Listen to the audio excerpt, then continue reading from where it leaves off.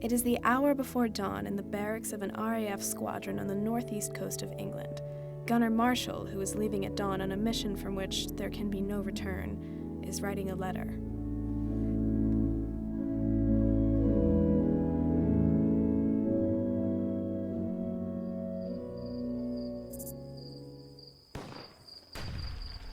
Dear Tim, tomorrow I'm leaving here to do some special work and will be gone quite some time, so I decided I would write you before I lose track of what it was I've been wanting to tell you.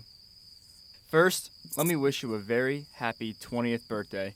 In doing so, I'm a little matter of 15 years ahead of myself, for at this writing, unless I've counted wrong, you are 5 years and 3 weeks old.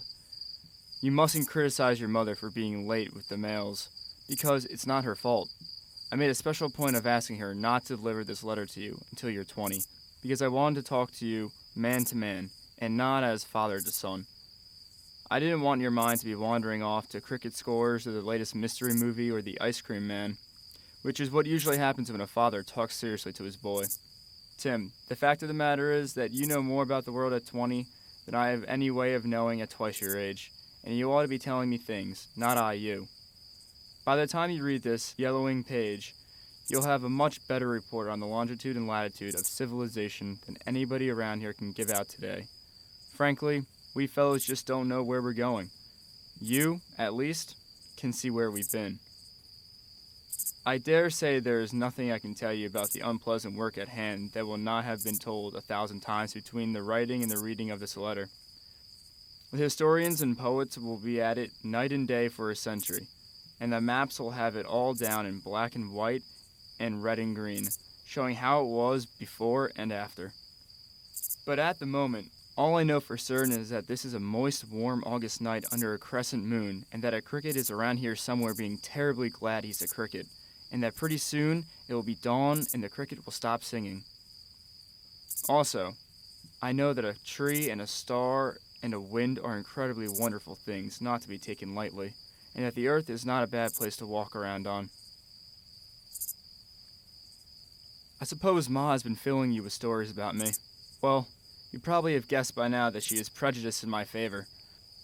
However, let it be said for the record that in many ways I am a remarkable chap, the best cribbage player in the country, and not bad at reciting Shakespeare.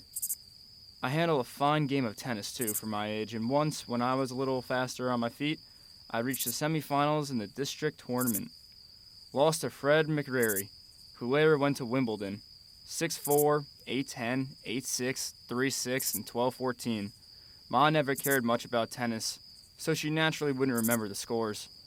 I must tell you more about Ma because unless she has changed in recent years, she never talks about herself. In all probability, she hasn't told you how it was we met, because the story is at my expense, and Ma is funny that way. But it was in a fashionable West End restaurant one winter day. I'd eaten by myself and was hopping mad about it, having been stood up for a lunch date by some nitwit of a girl. When I finished eating, I picked up my hat and coat at the check room and was about to leave when I noticed that my gloves were missing. I brought this to the attention of the hat check girl. I beg your pardon, but I don't remember any gloves, sir. Well, I do. I distinctly remember taking them off and handing them to you. I'm afraid you're mistaken. Now see here, young woman, I don't patronize this restaurant and be told I'm mistaken. I don't expect you do. It happens you gave me no gloves. I don't relish being contradicted. Neither do I. Sorry, but your gloves are not here. You'll probably find them in your coat. Are you going to check carefully or do I have to call the manager? You can call the manager if you'd like, but he's not a magician. He won't be able to produce gloves out of the air. Are you sure, sir, they're not in your coat? They're not in my coat, and besides, to whom do you think you're talking? I haven't the faintest idea. My name's Tewksbury. What? Oh, well, Miss Tewksbury, I've had just about enough. Manager! Manager! Come here at once! We'll see now whether it's possible to get a little cooperation or courtesy out of you. Yes, sir, we'll see. Oui, monsieur. Is anything wrong, sir? My good man, I merely asked this girl to look out for a pair of gloves, which are somewhere in that check room, since they are certainly not in this coat. And not only has she refused to oblige me, but she... Yes, sir? I beg your pardon. I'm so sorry. They've been inside my coat all this time. I'm sorry. Ah, Mr. Norton, it is all right. just so long as you find your gloves. Bonjour, monsieur. I'm glad everything is all right. Miss Tewksbury, my sincere apologies. Not at all, sir. We all make mistakes. Only some mistakes are more stupid than others. Oh, it's all right. Forget it. If you're still interested in knowing to whom you're talking, then the name is Marshall. Eric Marshall.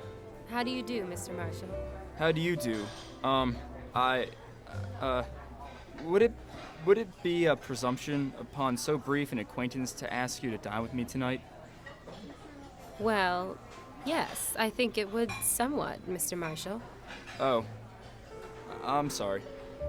But not enough to interfere seriously. Oh, you are very forgiving. What time shall I be here? 6, and time to change makes 6:30.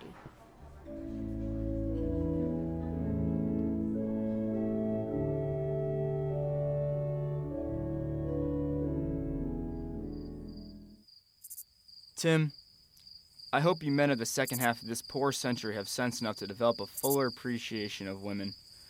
Not that your forefathers didn't love them, for they did. But our sex has done all the swaggering and made all the big decisions and pretty much taken over the running of the earth. And we haven't made out any too well, according to the tally sheets. Rather badly, in fact. Can you imagine the female of the species doing worse? Can you fancy a diplomacy of woman trafficking in sons and husbands? Well, I can't, and I doubt if you can, because there must come a special understanding of the dignity of life to those who grow in their vitals. There are several kinds of valor, Timothy, and the least is the kind that comes out of hysteria of battle. Courage is not a stag affair, you know. And while I'm on the subject, let me tell you another story about your mother. A week before you were born, I watched for signs of apprehension. There had been a warning of grave risks, and I was wondering whether, perhaps, she were afraid.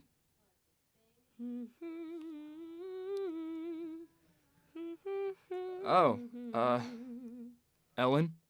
Yes? Are you, alright? Now what makes you ask that? Is my singing so bad? No. Oh, no. On the contrary, delightful. Please go on. I'm feeling very well. Good.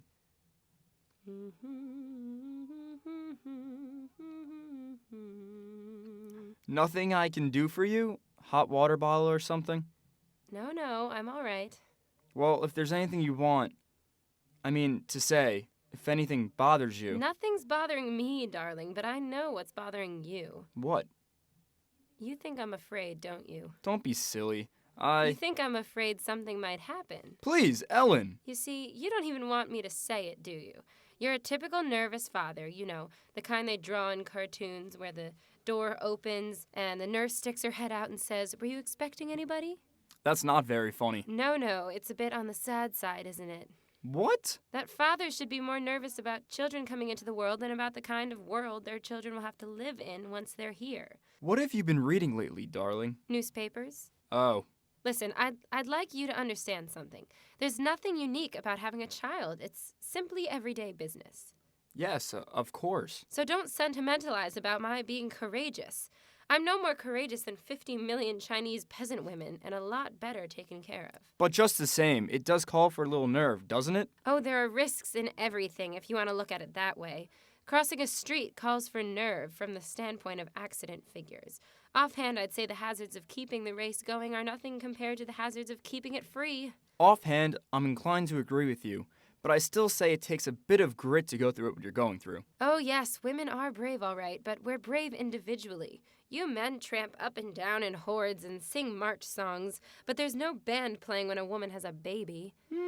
I suppose you're right. Sometimes I think it's just too bad that all the mothers in the world don't get together and do something with the sum total of their pain, like getting hold of their menfolk and saying, "How dare you destroy our work?" Well, of course. The wicked thing about it is that there are so many good people in this world. The vast majority of all populations are decent, and yet things can get into a frightful mess for everybody. Stupid, isn't it? Yes, I see what you mean.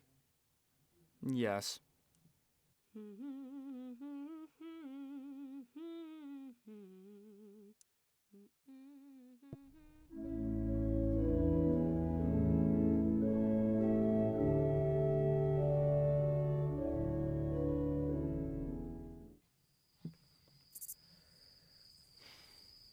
I didn't see, Tim. I wasn't close enough then. But somehow now it all comes clear. It clears up when you contemplate the meaning of a word like population. Have you ever wondered, Tim, about the cold figures in the atlases, such as Europe has a population of 500 million? Have you ever thought of a total as staggering as 1,000 million parents in terms of mass love and tenderness and courage and consideration? We don't usually number such qualities among the natural resources of the earth, like coal and oil and minerals, but there they are, common as air and water. And it's the sorrow of my time that all of man's vast raw materials and love and tenderness and courage should be cornered and destroyed by half a dozen wanton wills. I only hope that one day, all the plain and simple people born of all those mothers that Ma spoke about will get together and put a quick stop to the nonsense. Well, it's getting just a little lighter now in the east, which means I'll have to hurry this along. Tim, there's a comfort knowing that the morning star, which glows now so serenely in an indifferent night, will hang outside your window too, on any morning you may choose to hail it. Please give it a salute for me, from where you stand. I've just heard the crowing of a cock. There's a speech in Hamlet somewhere, Horatio, I think, which tells of a season when the bird of dawning singeth all night long, and then, they say, no spirit dares stir abroad. Then nights are wholesome, then no planets strike. So hallowed and so gracious is the time. To a more gracious time then, Timothy, to freedom, and the England under your feet, to trees, to crickets, to the love of women, to the morning star. The sun is up and I must go now into the light. Good luck, Tim. Your father.